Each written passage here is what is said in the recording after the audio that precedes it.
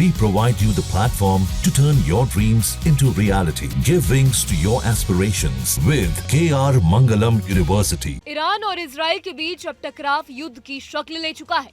रविवार को ईरान ने एक बार फिर इजराइल पर मिसाइलों से हमला किया। जैसे ही मिसाइलें दागी गईं, पूरे इजराइल में सायरन बजने लगे और लोग डर के मारे शेल्टर की ओर भागने लगे। इजराइल की सेना IDF ने कहा है कि ईरान की कई बैलिस्टिक मिसाइल उनकी तरफ बढ़ी, लेकिन उनके एयर डिफेंस सिस्टम ने बीच में ही उन्हें नष्ट कर दिया।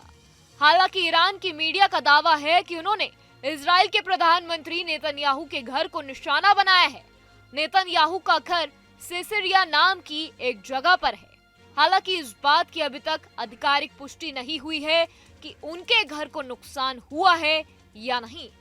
हमले के बाद सोशल मीडिया पर यह अफवाह फैल गई कि नेतन्याहू देश छोड़कर भाग गए हैं।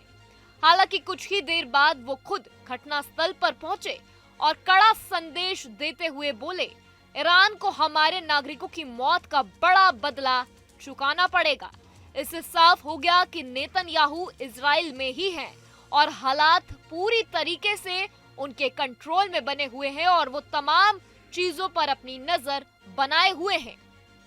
इस बीच ईरानी मीडिया ने दावा किया है कि यह हमला नेतन्याहू को सीधे संदेश देने के लिए किया गया था और इसे एक प्रतीकात्मक जवाबी हमला बताया गया। हालांकि इजरायली सेना ने इसे लेकर कोई पुष्टि नहीं की है और कहा है कि ज्यादातर मिसाइलें हमारे सुरक्षा डिफेंस ने रोक दी थी।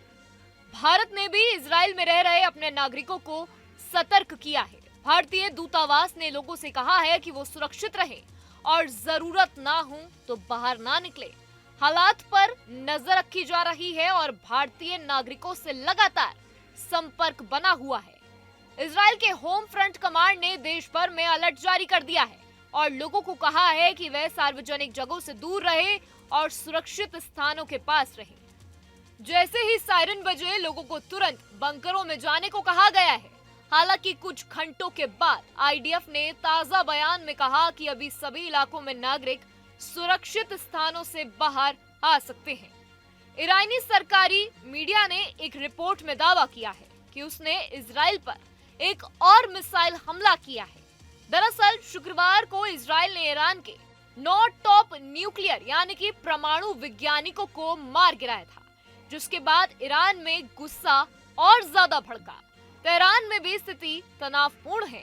ईरानी समाचार एजेंसी ने बताया है कि वहां 5 कार बम धमाके हुए हैं, जिसका आरोप ईरान ने इजराइल पर लगाया है। इन सब के बीच ईरान के राष्ट्रपति मसूद ने इराक के प्रधानमंत्री को चेतावनी दी है कि इजराइल को इराक की जमीन या हवाई सीमा का इस्तेमाल हमले के लिए ना करने दिया जाए।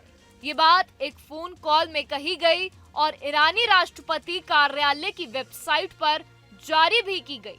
साफ है कि ईरान इजराइल के बीच तनाव अब गंभीर मोड़ पर पहुंच चुका है और हालात किसी भी वक्त और ज्यादा बिगड़ सकते हैं। जहां भक्ति है हर शब्द में, कथाओं में छुपे हैं दिव्य रहस्य और ज्योतिष देता है जीवन को दिशा। धर्म से जुड़ी हर बातों को जानने के लिए हमारे चैनल स्तुति को सब्सक्राइब करें।